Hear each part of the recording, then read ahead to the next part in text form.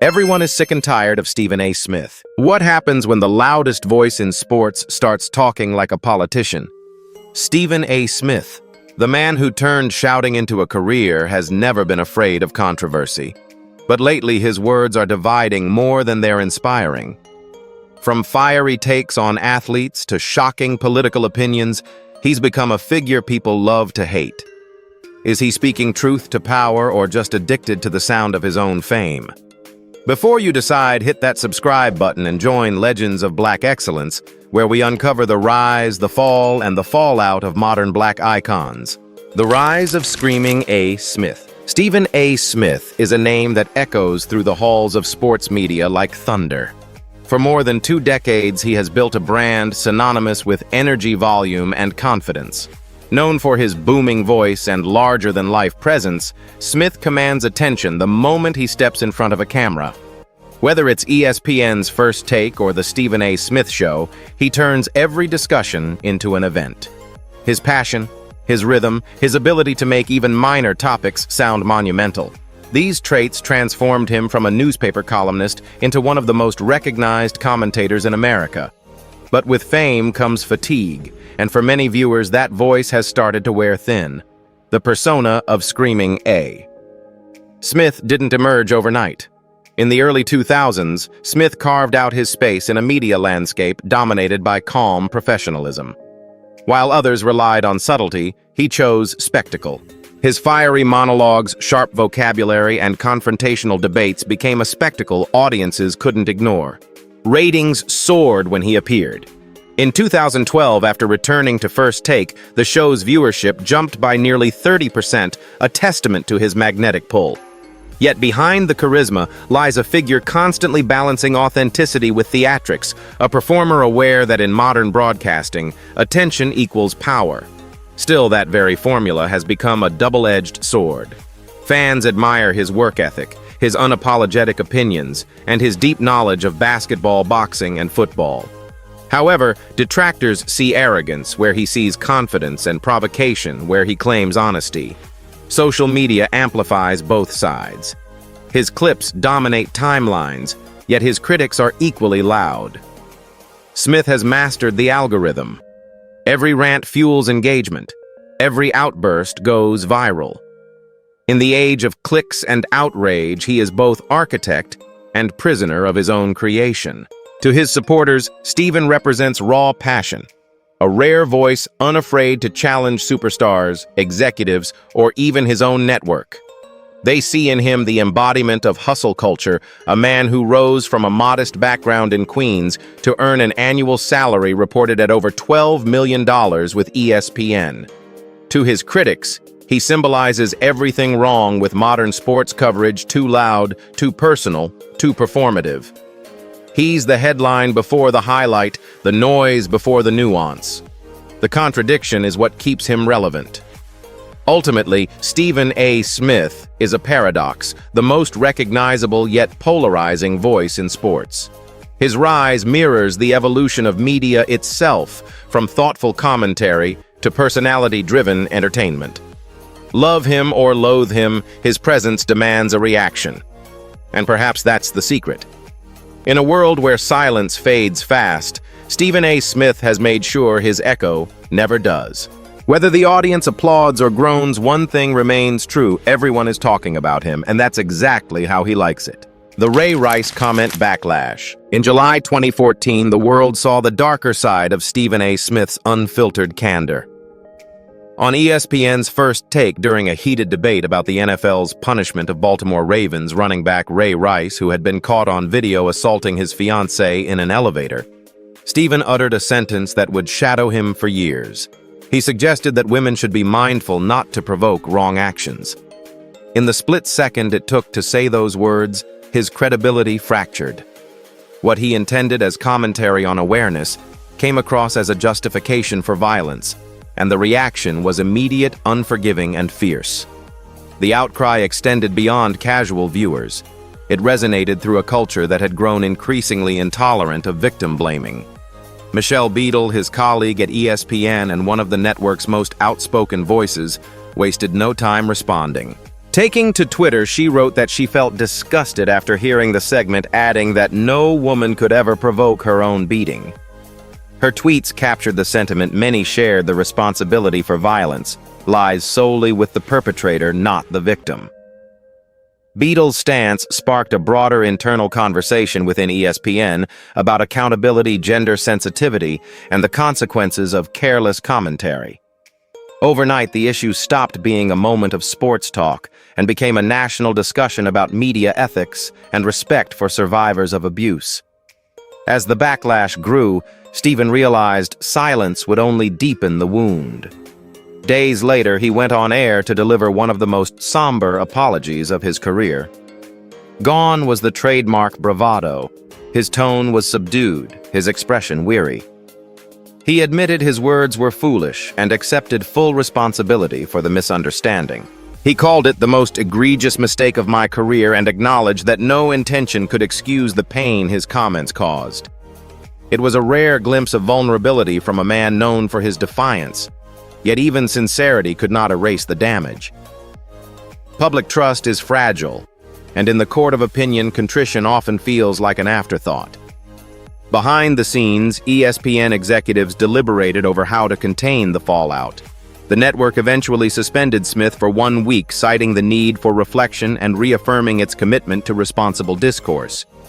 Their internal memo emphasized that the decision followed thoughtful discussion, but the message was clear: no personality, however popular, stands above the principles of respect and integrity. It was a pivotal moment for ESPN, which was itself navigating the evolving standards of social accountability in digital media. The move balanced corporate image with moral responsibility, signaling to both fans and employees that words carry weight, especially when millions are listening. In retrospect, the incident remains one of the defining chapters in Stephen A. Smith's complex career. It exposed the fragility of reputation in an age where outrage can spread faster than understanding. More importantly, it underscored how a single phrase can ignite a cultural reckoning. For Smith, the week-long suspension was temporary. The lesson, however, was permanent. For Beadle, it was a statement of principle. And for ESPN, it was a reminder that even its loudest star must learn when to turn the volume down. The Black Lives Matter misstep. In the summer of 2020, during the height of social unrest in the United States, Stephen A. Smith once again found himself at the center of controversy. As protests swept across cities following the killing of George Floyd, millions united under the banner of Black Lives Matter, demanding accountability and justice. Yet amid the collective voice, Smith took to Twitter to ask a question that would ignite a storm. Where is all the noise about hashtag Black Lives Matter when black folks are killing black folks? What he likely intended as a commentary on community violence was swiftly interpreted as an attempt to redirect blame and undermine a movement rooted in equality. Critics accused him of misunderstanding the purpose of the movement entirely. The Black Lives Matter campaign was never about intra-community crime, but about systemic injustice, about how institutions treat black lives differently. Analysts pointed to data from the FBI's Uniform Crime Reports, which consistently shows that most crimes occur within racial or neighborhood proximity. In 2018, 88% of black homicide victims were killed by other black individuals, while 80% of white victims were killed by white perpetrators. Experts called this a proximity issue, not a racial one. Smith's tweet, they argued, echoed a long-standing political talking point used to discredit legitimate concerns about racial bias in policing. The backlash was immediate. Activists, journalists, and even former fans accused Smith of seeking approval from audiences outside his own community. His phrasing, they claimed, aligned more with conservative rhetoric than with the realities faced by marginalized groups. Many felt that instead of amplifying a movement demanding reform, he had reinforced stereotypes that have historically been used to silence it. For a man celebrated for his eloquence and insight, the misstep cut deep, suggesting that his instinct for provocation had overshadowed his understanding of context. Stephen A. responded with characteristic defensiveness, attempting to clarify his stance. He insisted that his words were about accountability, not dismissal. Yet his explanation did little to quell the criticism. The nuance was lost in translation, drowned by the outrage his phrasing had triggered. For someone whose success depended on communication, this moment revealed a painful irony. The louder his voice became, the less people heard his message. The incident showcased the risks of speaking in absolutes in an era when every word can be dissected, retweeted, and reframed within seconds. In the aftermath, Smith remained on air, unrepentant yet visibly bruised by the reaction. The episode served as a reminder that influence carries weight, and with millions of followers, a single tweet can reshape public perception overnight. For some, it reaffirmed their belief that he had drifted too far from the authenticity that once defined him. For others, it was proof of how difficult it is for high-profile figures to navigate racial discourse in modern America. Either way, the damage lingered. The man who built his legacy on powerful expression learned that sometimes the cost of being heard is being misunderstood. The Ayesha Curry controversy. The 2016 NBA Finals were nothing short of cinematic intensity rivalry and raw emotion pulsing through every moment. When the Golden State Warriors fell to the Cleveland Cavaliers in a historic Game 6, tension erupted both on and off the court. Amid the heartbreak, Ayesha Curry, wife of MVP Steph Curry, took to Twitter and unleashed a message that shook the internet. She claimed the game felt rigged. Within minutes, her words ignited a media firestorm. For fans, it was a spontaneous outburst from a frustrated spouse. For pundits, it was a story too explosive to ignore. And no one seized that moment faster than Stephen A. Smith. On First Take, Smith launched into one of his trademark monologues, labeling Ayesha's tweet as out of line and classless. He argued that as the wife of the league's biggest star, she represented not just her husband, but the entire Warriors organization. According to him, public frustration, even justified, had to be managed with restraint. His voice rose as he declared that professionalism extended beyond the players to their families. For Smith, Ayesha had crossed an invisible boundary between fan passion and professional decorum. Yet while his comments resonated with some viewers, they alienated others who saw his tone as patronizing. Then came the comparison that deepened the controversy. Stephen A. drew a parallel between Ayesha and Savannah James. LeBron James's wife praising Savannah for her grace and quiet strength. He remarked that Savannah never sought attention and knew her place in the background, words that many found loaded with gender and racial undertones. By implying that silence equaled sophistication, Smith seemed to endorse an outdated archetype of womanhood, poised, pretty, and passive. The juxtaposition stung particularly because both women were successful black mothers navigating public life under constant scrutiny.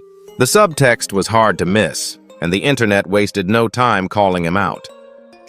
Ayesha Curry didn't let the comment slide. With the same platform that sparked the uproar, she fired back on social media, questioning why Smith felt the need to pit two black women against each other. Her response struck a chord, reframing the debate from sportsmanship to respect. Many saw her reaction as both dignified and defiant, pushing back against a culture that too often tells women, especially women of color, to stay quiet. Meanwhile, Steph Curry stayed mostly silent, focusing on the court, while teammate Draymond Green's fiery demeanor in post-game interviews mirrored the emotional chaos surrounding the series. In hindsight, the incident transcended basketball. It exposed the fragile line between commentary and condescension, between opinion and bias. Stephen A. Smith, ever the provocateur, insisted he was defending professionalism, not policing behavior. But perception often outweighs intent, and his words became another reminder of how media voices can reinforce harmful stereotypes without realizing it. The Ayesha Curry controversy was more than a viral spat. It was a cultural flashpoint that revealed how sports, gender, and race intersect in the modern conversation. In the end, Ayesha stood firm, Savannah remained gracious, and Stephen A. once again proved that in the world of debate, his loudest opponent is often himself. The Lamar Odom on crack incident. The year 2017 brought another storm to Stephen A. Smith's career, one that tested the limits of humor, ethics, and compassion in sports commentary. During a segment on First Take, Smith unleashed one of his signature tirades against Phil Jackson, then president of the New York Knicks. Frustrated with Jackson's leadership decisions, Smith tore into his record of signings and trades. But in the heat of his rant, he crossed a line that would soon overshadow his argument. With biting sarcasm, he questioned why Jackson had ever chosen to sign Lamar Odom, sneering that the former NBA forward was on crack at the time. The studio laughed awkwardly, but viewers didn't. Within hours, the clip spread online and the backlash followed swiftly. For many, the remark wasn't just unprofessional, it was cruel. Lamar Odom's battle with addiction had been a matter of public record, a deeply personal struggle that nearly cost him his life. In 2015, he was found unconscious in a Nevada brothel after a drug overdose, spending days in a coma before beginning a long road to recovery. His story, though tragic, had also become one of resilience and redemption. By turning that pain into a punchline, Smith seemed to disregard the humanity behind the headlines. Social media lit up with condemnation, and even those who often defended his boldness agreed that this time he had gone too far. Lamar Odom's response came not through fiery words, but through formal action. His attorney drafted a letter to ESPN demanding a correction and apology, stating that Odom had passed every physical and medical test prior to joining the Knicks in 2014. The letter described Smith's statement as false, malicious, and defamatory, emphasizing that Lamar was not under the influence of drugs when signed. It reminded ESPN and the public that addiction recovery deserves empathy, not ridicule. The professionalism of the legal approach contrasted sharply with Smith's brash tone, flipping the power dynamic. Lamar didn't need to argue on television. He let the truth and the law speak for him. Behind closed doors, ESPN scrambled to handle the damage. The network issued no formal suspension this time, but reportedly spoke with Smith about maintaining journalistic sensitivity, particularly when addressing topics involving mental health or substance abuse. The moment forced both the commentator and the company to confront how far entertainment journalism could go before crossing ethical boundaries. ESPN, already aware of Smith's value as a ratings magnet, found itself walking a tightrope between accountability and brand protection. Once again, the network had to clean up after the very controversy that drew its viewers in. In the end, Lamar Odom emerged as the quiet victor in the court of public opinion. By choosing dignity over outrage, he reminded fans that strength often lies in restraint. Stephen A. Smith, meanwhile, faced another dent in his public image, not as a fierce analyst, but as a man whose mouth sometimes moved faster than his judgment. The episode underscored a timeless lesson: commentary without compassion becomes cruelty. And for a voice as powerful as Smith's, one careless sentence can echo longer than any debate he's ever won. The Shohei Ohtani racism scandal. In July 2021, Stephen A. Smith once again found himself caught in the crosshairs of controversy, this time for comments that ignited outrage far beyond the world of American sports. On ESPN's First Take, Smith made a sweeping statement about Los Angeles Angels superstar Shohei Ohtani, declaring that Major League Baseball could not build its brand around a player who needs an interpreter. His words landed like a thunderclap across the sports community. At a time when Ohtani was dazzling fans as both a dominant pitcher and a powerful hitter, feats unseen since Babe Ruth, Smith's comment was perceived not as analysis, but as xenophobia. Viewers, journalists, and fellow athletes accused him of reducing an international icon's talent to his accent. The backlash was swift and overwhelming. Social media erupted with hashtags like #ShoheiOhtani and #StopAsianHate, trending alongside clips of Smith's remarks. Fans pointed out the irony. Ohtani's story was one of perseverance, discipline, and cross-cultural admiration, the very qualities that make sports universal. Critics argued that Smith's statement reinforced the outdated notion that English fluency determines marketability. Prominent voices across the media spectrum condemned the segment, including former ESPN commentator Keith Olbermann, who called for Smith's immediate suspension, labeling the remarks dangerous and ignorant. To many, his words were more than just offensive. They were a reflection of the unconscious bias still lingering in sports commentary. For Smith, the storm felt familiar, Yet this time, the tone of the outrage was different. This wasn't just about bad judgment or poor phrasing. It was about cultural sensitivity and respect. By suggesting that language could limit stardom, Smith appeared to overlook the global nature of modern sports, where talent transcends borders. His usual defense that his comments were about marketing, not ethnicity, only deepened the wound. The nuance was lost, and so was the benefit of the doubt. Within hours, ESPN issued a statement acknowledging the gravity of the reaction, and Smith took to social media to issue a formal apology. In his video statement and later on-air address, Stephen A. appeared subdued, admitting that he had screwed up. He emphasized that as an African American aware of the damage caused by stereotypes, he should have been more thoughtful. He took full responsibility for his mistake and expressed regret to both the Asian and Asian American communities. For many, it was one of his most genuine mea culpas, direct, humble, and free of excuses. Still, some critics questioned whether his remorse stemmed from conviction or consequence. The episode once again highlighted the paradox of Stephen A. Smith, a commentator who thrives on pushing boundaries, yet repeatedly stumbles when those boundaries expose deeper cultural blind spots. Meanwhile, Shohei Ohtani responded in the most poetic way possible, not with words but with performance. That same week, he made history as the first Japanese-born player to compete in the MLB Home Run Derby, captivating audiences worldwide. His talent silenced every skeptic. Fans rallied around him, celebrating both his grace and his excellence. In contrast, Smith's words faded into the background as Ohtani's bat and fastball did the talking. In the end, the episode became less about Stephen A.'s misstep and more about Ohtani's quiet triumph. It served as a global reminder that greatness doesn't need translation, only respect. The Donald Trump and Sean Hannity interview. In April 2024, Stephen A. Smith once again stirred the national conversation, not through sports, but politics.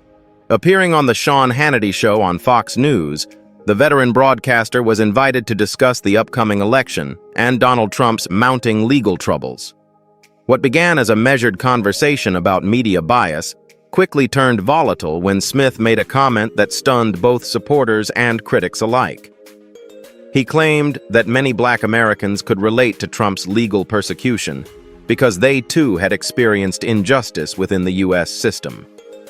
Hannity nodded approvingly, but outside the studio, the reaction was explosive. Within minutes, the quote spread across social media like wildfire, igniting fury among the very community Smith once championed. Black Twitter, the digital town square for Black discourse, wasted no time dissecting the remark. The backlash was immediate and fierce. Users accused Smith of trivializing systemic oppression by comparing Trump's criminal indictments to centuries of racial discrimination. Memes labeled him a corporate mouthpiece, and more harshly, an Uncle Tom. The term, steeped in historical pain, struck deep, symbolizing betrayal of one's own people for personal approval. Commentators and activists alike questioned whether Smith's pursuit of mainstream acceptance had finally gone too far. For many, his words echoed a dangerous narrative that equated privilege with persecution, a comparison both tone-deaf and deeply offensive. As the outrage grew, Smith attempted to clarify his statement, but his explanation only added fuel to the fire. He insisted he had not compared Trump to victims of racial injustice, but merely pointed out that some African Americans understood what it feels like to be targeted by the system. Yet context could not undo the damage. His phrasing had given ammunition to those eager to portray Trump as a martyr while diluting the real history of Black struggle. The nuance that Smith so often claimed as his strength had vanished in translation. For someone known for precision in debate, the irony was painful. His attempt at empathy became a case study in miscommunication. Facing mounting criticism, Stephen A. released a video statement on his social media channels. Sitting behind his signature desk, his tone was contrite yet defensive.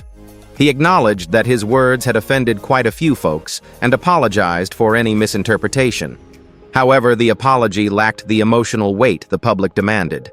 Viewers noted the careful phrasing regret without full accountability. The internet dissected every pause and facial expression, with many concluding that the broadcaster's remorse was more strategic than sincere. In an era where authenticity carries currency, Smith's message came across as calculated damage control. The incident marked a pivotal moment in his evolution from sports commentator to public figure. His partnership with Sean Hannity symbolized a growing comfort with conservative platforms, yet it also revealed the cost of crossing cultural lines for visibility. Donald Trump's controversies had become political quicksand, and Smith, stepping too close, found himself sinking into the divide. For his critics, the exchange confirmed that he had traded conviction for clout. For others, it showed a man struggling to navigate the intersection of race politics and media fame. Either way, the fallout was unmistakable. The loudest voice in sports had finally discovered that some conversations demand more than volume, they require understanding. The political ambition and final irony. As the noise surrounding Stephen A. Smith's career continued to rise, a new narrative began to emerge, one that extended beyond sports and into the unpredictable world of politics. Observers noted a subtle shift in his public persona. The fiery analyst who once dominated ESPN debates was now appearing on political talk shows, speaking at conferences, and weighing in on social issues with the confidence of a man testing the waters for something bigger. His tone grew bolder, his topics broader. He wasn't just talking about athletes anymore. He was talking about America, its divisions, its leadership, its morality. To some, this signaled an evolution. To others, it looked like ambition in its rawest form. Stephen A. Smith, the sports commentator, was quietly auditioning for a political future. It wasn't a far-fetched idea. Smith's oratory skill, charisma, and deep understanding of media made him a natural communicator. He could command a room as easily as he could dominate a debate stage. Yet what made him magnetic on television could prove volatile in politics. His volume, once his greatest asset, risked becoming his biggest liability. In recent years, he had begun aligning himself intentionally or not with conservative media circles. His appearance on Sean Hannity's show only amplified that perception. Viewers speculated that Smith was courting right-leaning audiences, perhaps to position himself as a centrist voice who could bridge divides. But those familiar with American politics knew the truth that bridge rarely holds. Commentators and comedians alike couldn't resist the irony. The same man who had spent years chastising athletes and executives for tone-deaf remarks was now being accused of seeking validation from the very establishment he once critiqued. Late-night hosts joked that Stephen A. might be one campaign rally away from a slogan. Satirists painted him as the next loud voice to trade the studio for the stage. The idea of him entering politics became a cultural talking point, amusing to some, unsettling to others. The mockery wasn't cruel, but it was telling. America loves a comeback story, but it has little patience for self-righteousness disguised as reinvention. The video's narrator delivered the sharpest jab conservatives might cheer for Smith now, but the applause would vanish the moment he spoke about systemic racism or reparations. The line captured the delicate dance of tokenization, the way minority figures can be embraced for their rhetoric until it challenges the comfort of those in power. The segment drew a pointed comparison to Candace Owens, the outspoken conservative commentator who has long navigated that paradox. Like Owens, Smith was portrayed as someone who might be celebrated for echoing certain narratives, only to be discarded when his identity no longer served the agenda. The message was both humorous and haunting. Political alignment can be fleeting when built on performance rather than conviction. In the end, the commentary circled back to a familiar truth about Stephen A. Smith. His gift for commanding attention is undeniable, but his struggle to balance authenticity with ambition remains unresolved. Whether he truly intends to step into politics or simply enjoys the speculation, one thing is clear: he thrives on conversation, even when he is the controversy. The man who made his name shouting over highlight reels now finds himself shouting over ideologies. And if there's one constant in his story, it's this: No matter the stage, Stephen A. Smith will always find a microphone and an audience willing to listen even as they roll their eyes. Stephen A. Smith's journey from sports desk to political speculation leaves one question echoing louder than his own voice: has his confidence evolved into courage or merely ego in disguise? His brilliance and contradictions mirror the broader struggle of Black figures navigating power perception and authenticity in public life. Perhaps that's why people can't stop watching even when they claim they've had enough. In the end, Stephen A. isn't just a man with a microphone, he's a mirror for the culture that made him. What do you think Legends of Black Excellence icon or instigator